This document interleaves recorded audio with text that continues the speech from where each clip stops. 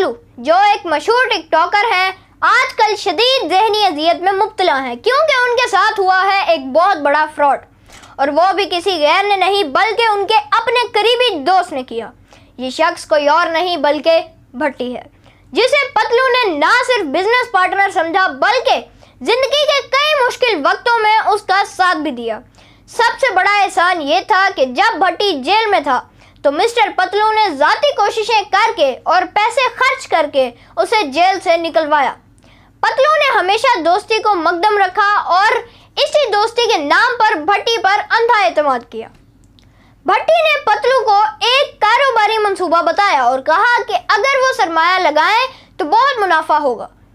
پتلو نے دل بڑا کیا، کوئی تحریری ثبوت لیے بغیر صرف دوستی کی بنیاد پر بھٹی کے ہاتھ میں تقریباً 10 کروڑ روپے دے دیے۔ شروع میں سب کچھ ٹھیک لگ رہا تھا، لیکن کچھ ہی دنوں بعد بھٹی کا رویہ بدل گیا۔ فون کالز کا جواب نہ دینا، ملاقات سے بچنا اور پھر اچانک ملک چھوڑ کر دبئی فرار ہو جانا۔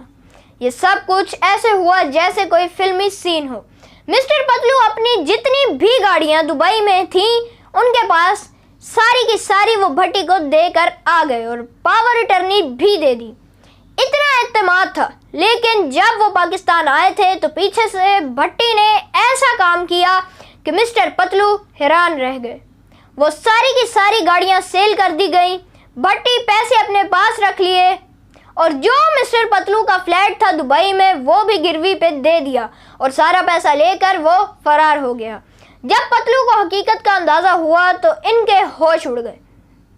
انہوں نے سوشل میڈیا پر آ کر بتایا کہ کس طرح انہوں نے ایک ایسے شخص پر بھروسہ کیا جسے وہ جیل سے نکال کر لائے تھے اور جس نے انہی کے ساتھ سب سے بڑا دھوکہ کر دیا۔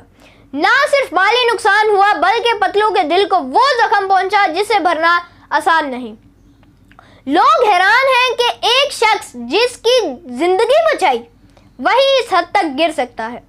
سوشل میڈیا پر اس واقعے نے طوفان برپا کر دیا ہے، فالوورز نے شدید غصے کا اظہار کیا ہے اور ہیش ٹیگز جیسے کہ جسٹس فار پتلو، فراڈ بھٹی اور دوستی کا دھوکہ ٹرینڈ کرنے لگے ہیں۔ سوال یہ نہیں کہ پتلو کے ساتھ کیا ہوا، سوال یہ ہے کہ کیا بھٹی جیسے لوگ کبھی قانون کی گرفت میں آئیں گے؟ کیا واقعی آج کے دور میں دوستی پر اندھا اعتماد کرنا عقل مندی ہے اور کیا پتلو کو کبھی اس کا حق واپس ملے گا؟ دیکھیں، ایسے لوگوں کی وجہ سے ہی دوستی پر سے اعتبار اٹھ جاتا ہے۔ اور کیا آپ کا خیال ہے کہ کیا ایسی دوستی کرنی چاہیے کہ وہ اپنی پاور اٹرنی ہی دے دے؟ سلام پاکستان۔